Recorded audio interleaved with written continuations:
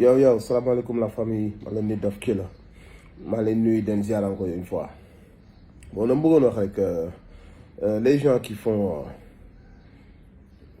semblant, même je vais dire, de faire preuve de bonne foi, voilà les donneurs de leçons.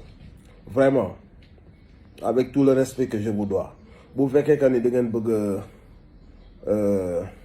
def preuve de bonne foi, dëgg-dëgg, wala da ngeen bëgg moral.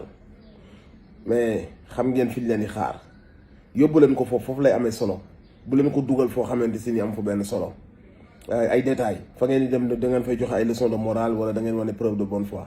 Bu fekkee da ngeen bëgg wane preuve de bonne foi transférer leen loolu te xam ni yàlla mi ngi leen di xool te xam ni yéen ak seen conscience su ngeen jàkkaarloo seen bopp ci seetu di ngeen xam que ni fa ngeen war a waxe ngeen fa.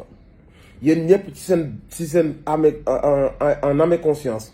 Xam ngeen que ni vous êtes face à vos responsabilités vous êtes face à benn jaay doole benn fen benn complot bu ñu tëgg dans le seul but de damm tànku benn adversaire politique boo xamante si ni amal na Sénégal njariñ amal na Afrique njariñ. Xam ngeen li nekk si ginnaaw xam ngeen enjeu yi xam ngeen que ni am nañ benn risque bu mag a mag réew mi sombre am nañ risque bu mag a mag bu am ay bakkan yu rot bis bu réew mi sombre loolu war na leen a doy cas de conscience ba tax na bu ngeen jëlatee seen kàddu di wax ngeen xool fa dëgg féete ngeen dem waxe fa y a pas de leçon de morale à faire ailleurs guddi ñu toll nii. Bu fekkee ne preuve de bonne foi ngeen di def waxee leen fa ngeen war a waxee parce que c'est crucial fii ñu toll nii c'est crucial. Les nerfs sont tendus les jeunes sont déterminés en face d'eux ils ont benn nguur boo xam ne mi ngi leen di tooñ mi ngi salfaañe seeni droit mu ngi fekk seen espoir ne da koy damm parce que xam nañ que ni ñi nekk si ginnaaw bëgguñu ko yee Afrique te waa jii nii dafa yee Afrique parce que bis bu toogee Afrique day yeewu parce que bis bu toogee dina wan nit ñi naka la ñuy gëmee suñu bopp naka la ñuy defee benn repli suñu biir ba xool suñu intérêt fu mu nekk ñuy liggéeyee noonu te bañ a liggéeyal ay nasaraan di enrichir seen i dëkk di appauvrir suñu dëkk moom élan boobu xam nañ que ni bu toogee dina ci yee africain yu bëri donc. Yenn gars yi nga xamante si dañ ne ko nag loolu yëpp du fi amee ñooñu ñoo nekk ci ginnaaw monter seeni coup di kàcc di utiliser suñu justice di utiliser suñu ay forces de l'ordre dans le seul but de damm ay tànkam. Intimidation bi nag ñi ngi koy gis rëbb bi ñuy rëbb nit ñi ñu ngi leen di gis bés bu nekk ne yéen a ngi jàpp nit ñi ñu ngi yónnee ñu jàppalu ay nit li ma bëgg ngeen xam ko mooy.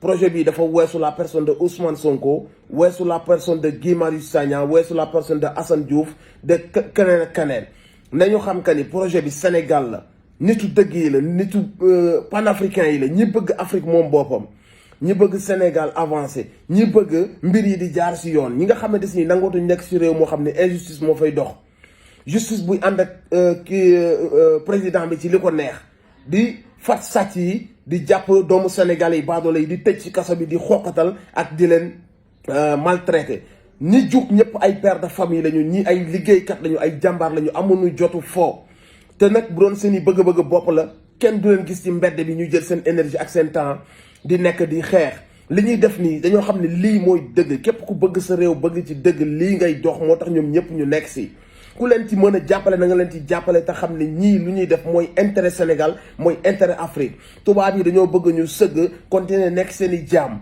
ñu continuer teg suñu bopp réew yi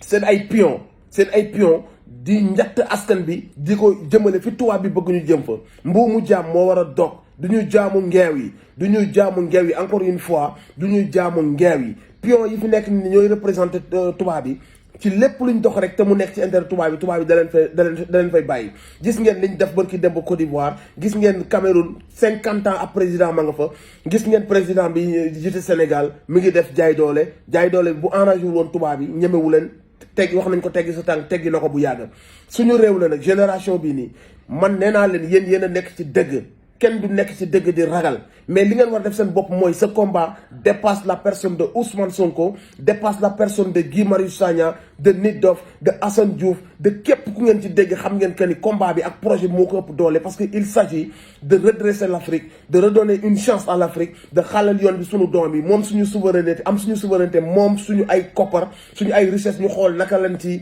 bénéficier wu loolu mooy combat bi et ça mérite d'être mené bu leen kenn intimider bu leen kenn xoqatal bu leen kenn manipuler ñooñu ñëw naan ma nag Ablaye boobu nee na day baaloog baaluwul. Ablaye boobu xam nañ fi mu bokk, xam nañ li mu wax lépp, yàgg na bind ay affaire, jot naa ay capture am yoo xam ne ay mbir yu yéeme yu mu bind la.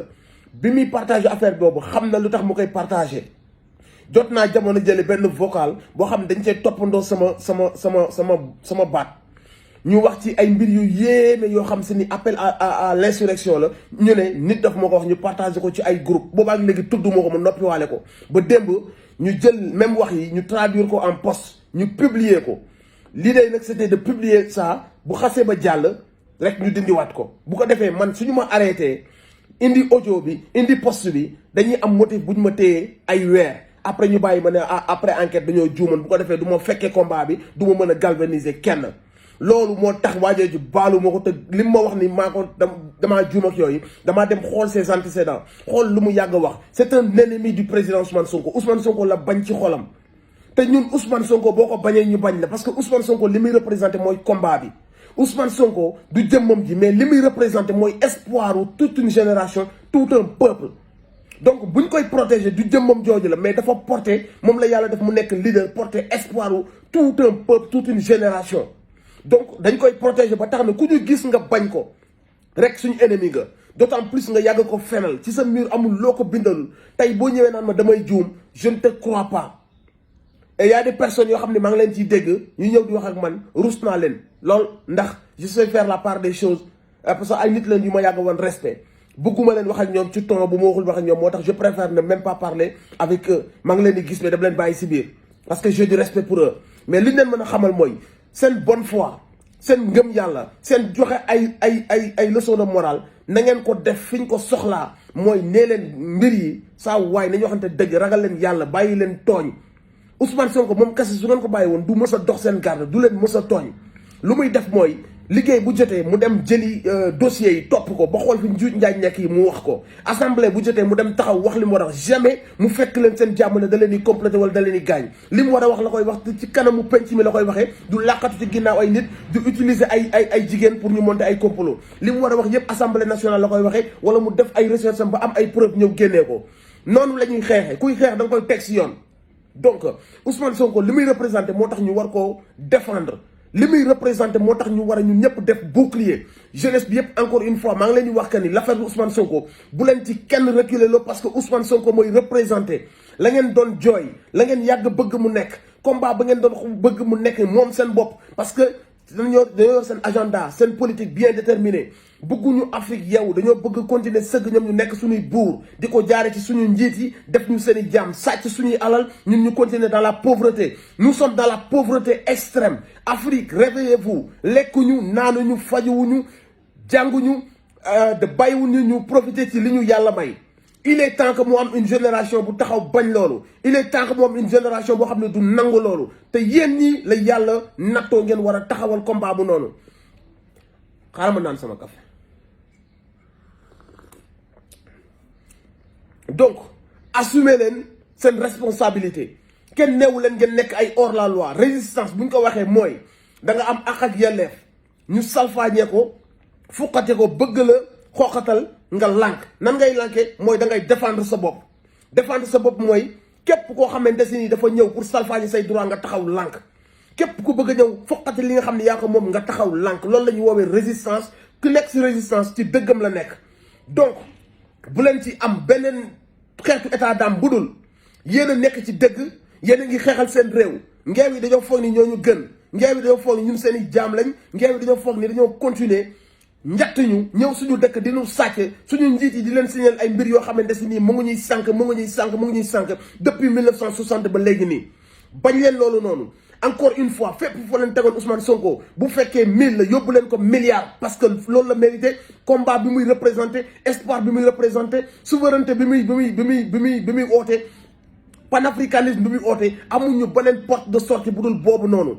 li ñu ko seqal ce sont nos ennemis, bëggaluñ lu ñu baax, mosuñoo nekk suñu ay amis, mosuñoo nekk suñu ay partenaires. ce sont nos oppresseurs. yéen xam ngeen ko. bu leen nangoo nekk jaam. buumu jaam bi suñu mag ñi dog nañ ko. ma Ahmadou Bamba xalal nañ yoon, wax nañu nan la ñu war a doxalee tubaab bi. Maam Alaaji Maalik wax nañu naka lañ war a doxalee tubaab bi. Thierno Souleymane Baal wax nañu naka lañ mën a doxalee ennemis yi. El Hadj Omar Foutiyou Tall wan nañu ko, Mame Baye Niass wan nañu naka lañ mën a doxalee tubaab yi. Bépp mag mu baax xàllal nañ ñu dogal nañ ñu mbuumu jaam bu ñu jëlaat suñu bopp yeewaat suñu bopp bañ leen loolu yéen a nekk si dëgg. Vous représentez le Sénégal digne, vous représentez l'espoir suñu doom yi ëllëg dinañ xam que ni yéen taxaw ngeen seen passe ngeen doon jël sur internet di seetaan ay vidéo di partager ay vidéo loolu yépp ci combat bi la bokk te seeni doom ëllëg dinañ xam que ni vous leurs parents et leurs grands-parents vous avez été là pour eux. bu leen ci kenn xoxatal bu leen ci kenn tiital yéen a nekk ci seen dëgg. Vous êtes en train de défendre vos droits, vous êtes en train de défendre ce qui vous revient de droit te yéen a ko moom yàllaa leen ko may. Depuis boobu ñu ngi koy fuqati si yéen foog di ñoo leen ko gën a yelloo te duñ ko jaare lu dul ci seen nguur yi ñu fi teg ku ñëw boo bëggee faluwaat tiire rey ñu la neex. Côte d'Ivoire gi ngeen bëgg dem rey nañ 80 personnes je ne te parle même pas de la Guinée.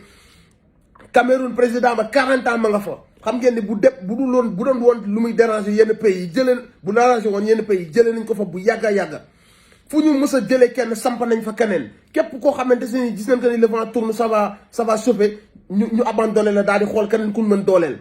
keneen ku ñuy dooleel bu ñëwee toog àndaat ak ñoom ñu nootaat askan bi. Refusez cela, il est temps que cette jeunesse là soit debout pour xeex ay droits am pour xeex sa liberté. La liberté doo ko ñaan doo ko saraxu da nga koy dem fuqarti. Afrique yàlla wàccoo na ak ñun may nañu lépp lu muy may ab continent pour que continent boobu raw ci àdduna bi pourtant ñoo gën a pauvre. àdduna bi bu ñuy wax si ñun seen journal télévisé bu ñuy wax si ñun comme kuy wax ak ay moyen que rien comme kuy wax ak ay sous-hommes di wane suñu jooy yi suñu guerre yi suñu xiif bi suñu lépp lu bon la ñuy wane alors que ñoom li ñuy dundee dund bu yem ba ci suñu dëkk yi lañ koy jëlee. Est-ce que waxtu yeewu jotul est-ce que waxu jug taxaw jotul est-ce que waxtu xàmmee kan mooy suñu noon ak kan mooy suñuy vrai leader jotul? Je vous pose ces questions-là. Prenez vos responsabilités, résistez, n'ayez peur de personne, résistez ci seen droit ngeen nekk. Donc loolu mooy sama message encore une fois yéen ñi yor seen ay leçons de morale ne ngeen nitu dëgg ngeen su ngeen xoolee seen bopp ci seetu fépp foo leen fekk tooñ na ngeen dénoncer tooñ yi fépp foo leen fekk complot na ngeen dénoncer complot yi fépp foo leen fekk loo xam si ni ay kàcca ko lal na ngeen ko dénoncer bu fekkee li ngeen wax dëgg la si yéen su ngeen wéetee yéen ak seen conscience bu réew mi tàkkee ay bakkan rot di ngeen xam que ni joué ngeen ci ay rôle. Vous êtes en train de faire des posts vous êtes en train de dire des choses et vous savez que vous le faites à base de mensonges xam leen que ni loolu ngeen di pousser nit ñi yaakaar ni yéen a ànd ak nguur yaakaar ni yéen a ànd ak ñi nekk ci état bi dara du leen ci fekk bis bu réew mi tàkkee di ngeen am cas de conscience di ngeen xam ne bakkan yi rot bokkoon naa ci ñi doon xam taali pour bakkan yi rot. Donc dénoncer tooñ bi am dénoncer complot bi am dénoncer jaay doole bi am tentative de liquider un adversaire politique bi am fekk un digne fils un travailleur quelqu'un qui porte l'espoir de toute une génération ngeen na ko doo ko fi defee dinañ fexe tout pour tëj la bu fekkee ne bonne foi bi ngeen di wax ak leçon de morale yi ngeen di wax mu ngi ci yéen fii lañ leen di xaar mooy ngeen taxawal dëgg ngeen dénoncer les mensonges braqueurs.